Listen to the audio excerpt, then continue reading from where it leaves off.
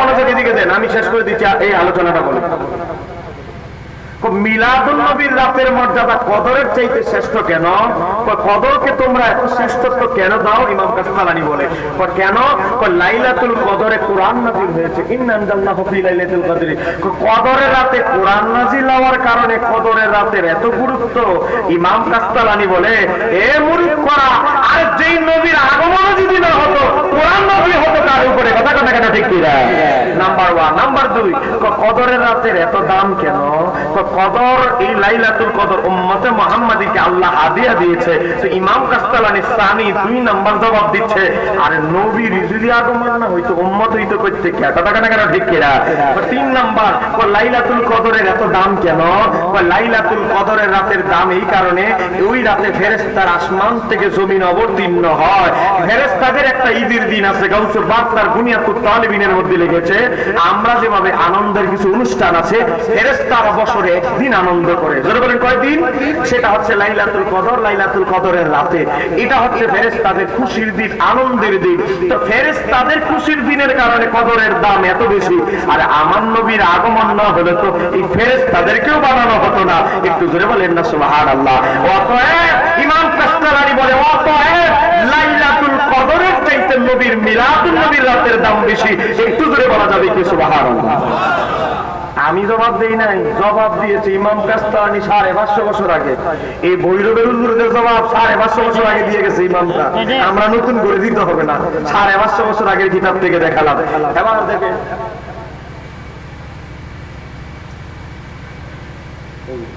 এটা আলোচনা হয়েছে। দেখেন, আমাকে কয়েকজন লোক প্রশ্ন করেছে, বলেছে হুজুর আমাদের অনেক জায়গায় জানাজা হইলই পাগল হয়ে যায় কিছু লোক, বলে তাড়াতাড়ি না ছুটাও, দাফনে লয়ে যাও।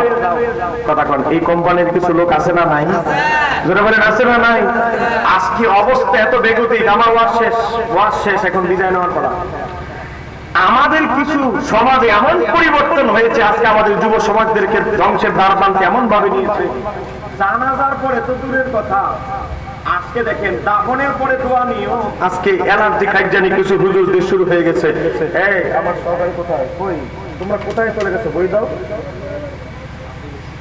এদিকে দাও, এই বই দাও, পড়ার বই দাও, এখানে বই দাও।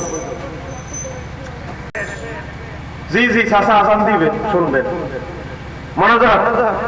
আমার হাতে একটা বই, যারা ঈদ মিলাদুন নবীর নাম শুনলে, জানাজার পরে দোয়ার কথা শুনলে অ্যালার্জি খাইজানি, এই আব্দুর রাজ্জাক বিন ইউসুফ আহলে হাদিসদের একজন, তার বইয়ের পৃষ্ঠা নাম্বার 315 হেডিং দিয়েছে, দাফনের পরে হাত তুলে মুনাজাত করা যাবে না।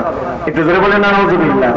আমরা তো জানাজার পরে দোয়ার আলোচনা করতেছি, এই বেচারা আরো বলতেছে দাফনের পরেও দোয়া করা যাবে না। চিন্তা করেন আরো কত অ্যাডভান্স হয়ে গেছে। আচ্ছা, দাফনের পরে দোয়া করলে কি হবে? শরীয়তে তার কোনো ভিত্তি নাই। আরে বাপরে বাপের বাপের দিনের শরীয়ত। এরপরে 316 পৃষ্ঠা লিখতেছে, কবরস্থানে গিয়ে সূরা ইয়াসিন বা কোরআন তেলাওয়াত করেও দোয়া করা যাবে না। কি হবে? তা সম্পূর্ণরূপে বেদাত। ওইটা অর্ধেক বেদাত না, 75% বেদাত না। আপনি আপনার বাপ দাদার কবরের কাছে গিয়ে সূরা ফাতিহা ইখলাস করে দোয়া করবেন, আজকে বলতেছে এটা অর্ধেক বেদাত না, এটা পরিপূর্ণভাবে বেদাত।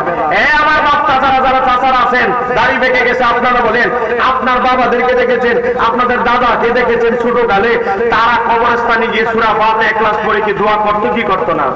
করতো। আজকে এই হঠাৎ মৌলবীরা বলে আপনি আপনার বাবা দাদার আত্মীয় স্বজনের কবরের কাছে গিয়ে সূরা ফাতিহা ইখলাস করে দোয়া করতে পারবেন না, দাফনের পরে দোয়া করতে পারবেন না, জানাজার পরে দোয়া করতে পারবেন না। আর আমার নবী কি বলে দেখেন, আমার নবীর হাদিস সহিহ ইমাম বুখারী রাহমাতুল্লাহ আলাইহি তার আল আদাবুল মুফরাদাতের মধ্যে নকল করেছে, হাদিস নাম্বার 36, হাদিস নাম্বার 36, সরি হাদিস নাম্বার হচ্ছে 38। সেখানে বলতেছে সহিহ মুসলিম শরীফের হাদিস, সহিহ মুসলিমের মধ্যে এসেছে হাদিস নাম্বার 1631, আবু দাউদের 2828, তিরমিজি 1376, নাসাই শরীফের 3751, 86টা 6 কিতাবের 6 কিতাবে আছে। কয় কি?